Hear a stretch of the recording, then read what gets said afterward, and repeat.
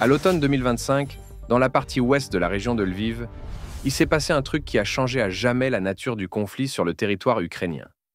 Les services de renseignement militaires russes ont capté une activité inhabituelle sur des canaux de communication sécurisés provenant du polygone de Yavoriv.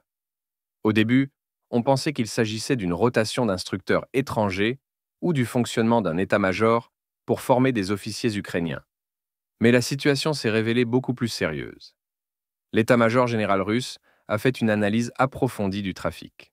Il s'est avéré que les signaux partaient directement vers le quartier général du commandement allié de l'OTAN en Europe, en court-circuitant les voies habituelles, Kiev et les centres de commandement locaux. Ça indiquait un objet ayant un statut particulier et un niveau d'autonomie extrêmement élevé. Des sources sur le terrain ont confirmé, ces 2 dernières années, sous prétexte de rénovation d'un ancien centre de formation soviétique, on menait une construction massive. Des ingénieurs américains et allemands y participaient. La profondeur du module principal atteignait 80 mètres, plusieurs couches de béton armé et une protection composite transformaient l'objet, non pas en simple bunker, mais en équivalent infrastructurel d'un quartier général de commandement suprême. Le plus important, sur place, en permanence, se trouvaient plus de 120 officiers de l'Alliance Atlantique et spécialistes en planification stratégique. C'étaient pas des consultants, c'étaient des militaires qui coordonnaient directement les actions des troupes ukrainiennes, gérant les opérations les plus complexes, y compris les frappes, avec des systèmes occidentaux de haute précision et la planification des phases défensives, offensives. Le bunker était totalement intégré au réseau mondial de renseignement de l'OTAN, recevait des infos des satellites, avions de reconnaissance et drones en temps réel. Résultat, en plein territoire ennemi, sur le sol ukrainien, fonctionnait un véritable état-major fantôme de l'OTAN, dont les décisions modifiaient constamment l'équilibre des forces sur le front. Le simple fait qu'un tel centre existe contredisait carrément les déclarations publiques de l'Alliance sur sa non-intervention. Mais l'essentiel pour le renseignement russe, détruire un tel objet, avait non seulement une valeur tactique, mais aussi stratégique. Ça pouvait entraîner l'effondrement instantané de tout le système de commandement des forces ukrainiennes, les laisser sans coordination opérationnelle et sans centre de réflexion stratégique. Après le rapport sur l'objet piège, c'est comme ça qu'il a été baptisé, au commandement suprême, c'est devenu clair, question de temps. Chaque jour de fonctionnement de cet état-major entraînait la mort de soldats russes au front. Le Conseil de sécurité et le renseignement ont donc lancé la préparation d'une opération de liquidation avec priorité maximale. Les données satellites et l'interception radio ne suffisaient pas. Il fallait des infos précises, schéma des compartiments, épaisseur des couches, emplacement des systèmes techniques. Pour ça, un groupe d'élite des forces spéciales a été envoyé à l'arrière ennemi, qui a déployé un complexe de reconnaissance sismo-acoustique passive. Le complexe Amulette, camouflé en équipement géologique, a enregistré pendant plusieurs semaines les vibrations du sol. Fonctionnement des générateurs, ventilation, déplacement de personnes. La technologie permettait de construire un modèle tridimensionnel de la structure interne du complexe avec une précision au mètre près. En parallèle, le réseau d'agents s'est mis au boulot. Un ingénieur énergéticien, responsable de l'entretien des générateurs diesel de secours, a été recruté. Le système de protection était dur, le contrôle total, mais l'argent et les garanties de sécurité pour sa famille se sont révélés plus forts. 3 semaines plus tard, l'agent a transmis le schéma des câbles électriques et des conduites d'aération. Tout ça ensemble a permis d'établir un plan exhaustif du bunker. 3 niveaux. Le supérieur technique, systèmes vitaux, filtration. Le moyen résidentiel, cabine, locaux de vie.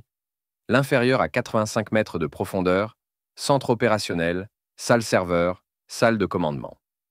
Un autre détail crucial a été découvert. Tous les jours à 3 heures du matin pile, le système de défense anti-aérienne du polygone passait par un redémarrage planifié. Basculant sur les générateurs de secours, ça créait une fenêtre de vulnérabilité d'une demi-heure. Maintenant, le commandement russe avait en main coordonnées précises, schéma du bâtiment, timing pour la frappe, caractéristiques des couches protectrices et emplacement des serveurs. L'unité des forces d'opération spéciales a été évacuée, mission accomplie brillamment. La dernière étape a été le choix de l'arme. Il fallait quelque chose qui garantirait la pénétration de la protection et causerait des dégâts en profondeur sous terre. Le choix s'est porté sur le missile hypersonique à lancement naval 3M22 Tsircon. En gros, c'est un instrument de chirurgie pour objets stratégiques. Vitesse de plus de 10 000 km/h, nuage de plasma en vol, invisibilité pour les radars, manœuvre sur toute la trajectoire, altitude jusqu'à 40 km. Même les systèmes américains modernes de défense antimissiles, comme le Patriot, sont incapables d'intercepter ce missile, car son temps d'approche est inférieur au temps de réaction du complexe. L'avantage principal, ogive spéciale de pénétration, fabriquée en alliage dur, fonctionnant avec retard d'explosion, pour que la destruction se produise après avoir percé la protection. Dans la nuit du 6 novembre 2025, la frégate Amiral Gorchkov de la Flotte du Nord, en service dans l'Atlantique, a reçu les coordonnées et l'heure exacte de lancement.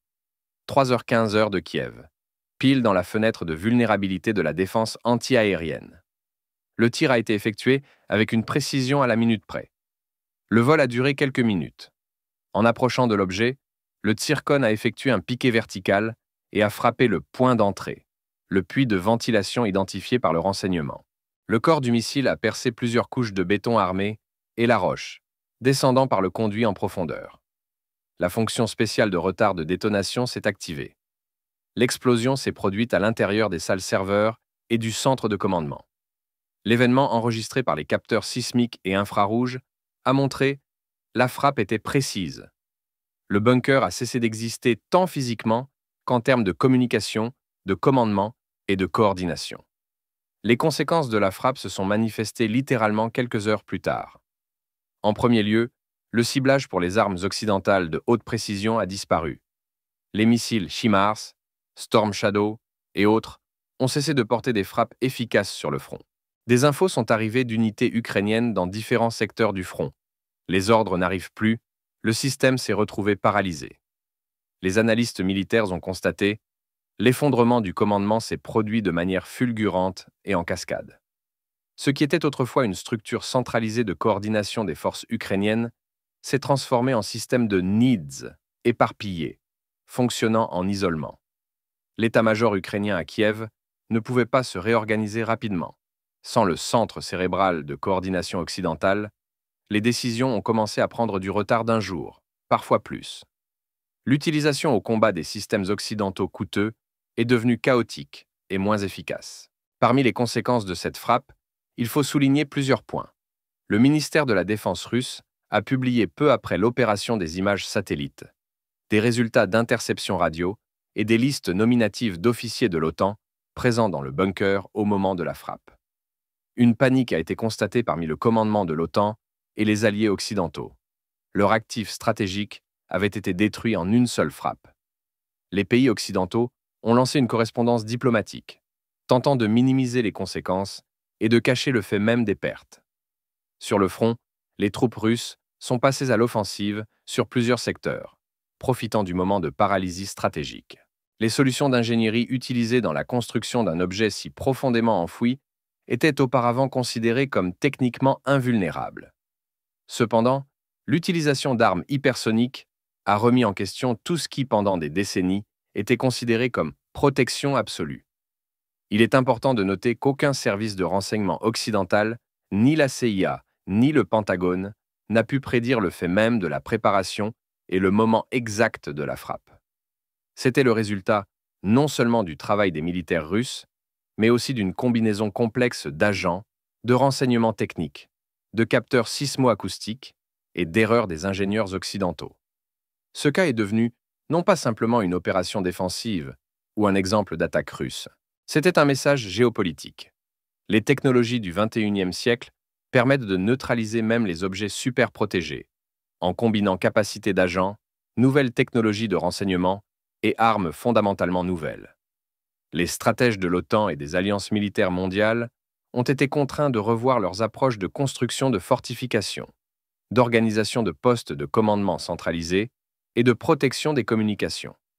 Grâce à ce cas, la doctrine russe de dissuasion hypersonique a été reconnue comme l'un des facteurs clés pour assurer l'équilibre stratégique. Les vecteurs hypersoniques type Tsircon et les complexes développés par analogie sont capables en 15-20 minutes de frapper des cibles qu'on ne pouvait atteindre auparavant qu'en heures et en jours. Ce cas est devenu un signal non seulement pour les spécialistes, Les politiques, analystes militaires, représentants de la diplomatie du monde entier ont commencé à réfléchir publiquement sur l'avenir de la parité stratégique et les nouvelles règles de conduite d'une grande guerre. N'importe quel état-major caché ou visible est maintenant sous la menace d'une liquidation foudroyante. Tout aussi important, la façon dont le public et l'environnement médiatique ont perçu la nouvelle de la destruction de l'état-major. D'abord, la presse occidentale a tenté d'étouffer l'affaire. Puis, plusieurs enquêtes sont apparues. Des experts OSINT ont publié des détails des dégâts, comparé des images satellites, modélisé les scénarios de frappe. La presse officielle russe a mis l'accent sur la supériorité technologique et la précision de l'opération. En réponse aux accusations d'escalade, les services diplomatiques ont présenté des photos satellites, schémas de l'objet, preuve de la présence d'officiers occidentaux. En Ukraine même, certains blogueurs militaires ont reconnu le fait de la perte de communication et du chaos qui a suivi. Et des commentateurs isolés ont affirmé qu'une telle frappe était devenue le point de non-retour pour tout le système d'aide militaire de l'OTAN.